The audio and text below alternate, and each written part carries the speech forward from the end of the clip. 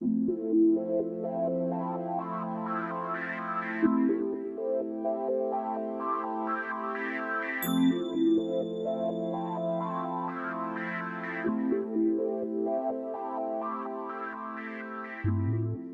grew up in Santa Barbara, California.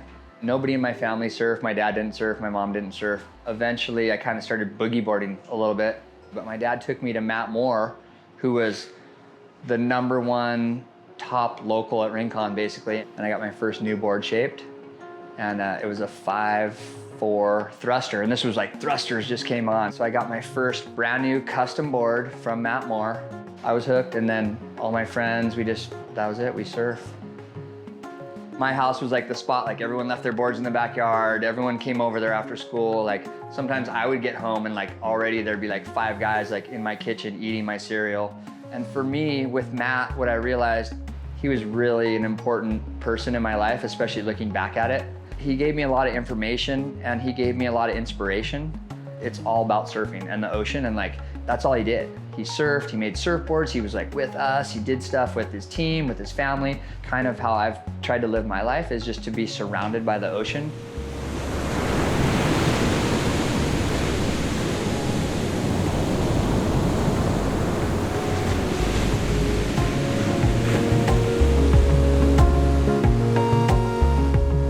I don't feel a separation between the work I do and the play that I do. It's all just like one big thing. And I kind of feel like that's like that a lot with like my team riders that I've had, or the different experiences in my life have really come from Matt Moore for sure. I didn't know it at the time, but I'm like, this guy's got a good life and like what he's doing is really cool.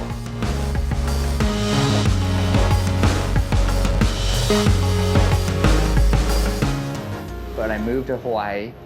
Bushman was the one that said, hey, here's my shaping room, here's my tools, let me show you. Like, he opened up everything to me. And so he, for sure, 100% is the most, like directly for my actual shaping, is the most important person that's ever done anything for me.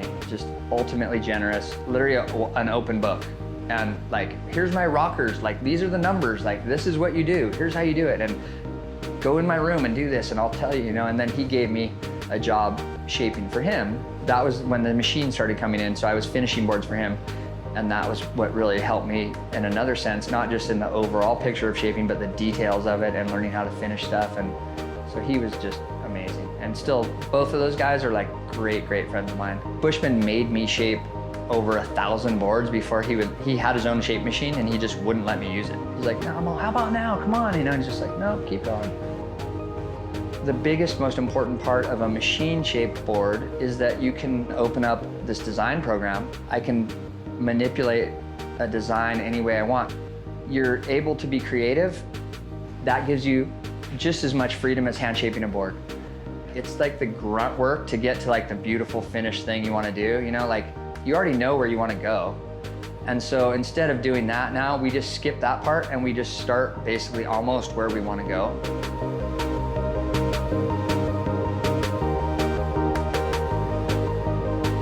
I do pick up a planer and I do like to make sure, hey, let's just go grab a blank and mow through it and make something and remember what that feels like. And it gives you a deeper knowledge of what you're making and how curves fit together and all these different things, so that when you are looking at a surfboard, I feel like you have a better perspective on what those shapes and curves are doing. I've been watching his shaping come for a long time. He was a young kid sort of learning how to shape, and then I saw some of the boards he was doing, Mark Healy, back in the early 2000s, and I thought, man, this guy's got the forward foils and he had all that stuff going. So influential right now in every single way. You know, his attention to detail with the curve and being able to refine it for arguably the best surfer in the world right now, John Florence.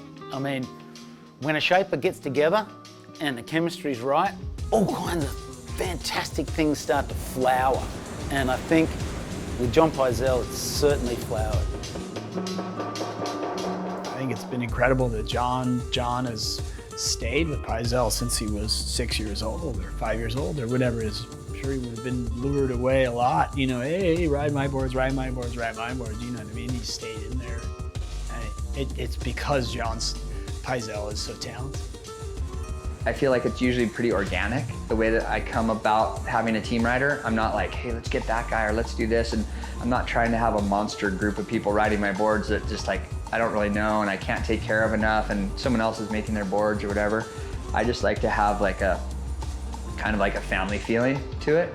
It just makes it more satisfying for me, and I think it works great for them. Like, especially like with a situation like Jon, like we've had this long relationship it's lasted, and he's been loyal to me partially just because of the way it is, you know? It's not because of money or anything else like that, you know? Where's design going or this and that is always a really tricky one for me. I won't pretend to think that I'm constantly like, future's this, because I don't know. I have no idea. Like I have ideas and stuff, but things tend to come organically with me too, where like it evolves, like, hey, let's do a little bit of this to this new board or change this or whatever. So there's an evolution that I can't predict really. If I walk in the store and I see more of my boards than than their boards, I'm pretty happy. I'm not trying to beat anybody else. I'm not trying to have a bigger team. I'm not trying to do anything. Like, I just do what I'm doing, and I think I just do it because I love doing it. Well, when these guys reached out to me about this award, it's insane. I mean, it's crazy, really. I kind of still trip out. Like, I think of myself as like the Grom in all the shaping world, Mayhem and DHD and those guys, like, and you put me in that list. Maybe I got into shaping late or something, but I don't feel any competition with them on any personal level in any way. Just to consider a lot of those guys my friends, and those guys are all my heroes too, you know? So it's like, it's an honor, you know? It's really insane. And I've been super lucky the way that my career has played out so far, that I've linked up with some pretty special people, and I've been supported by a lot of really good people.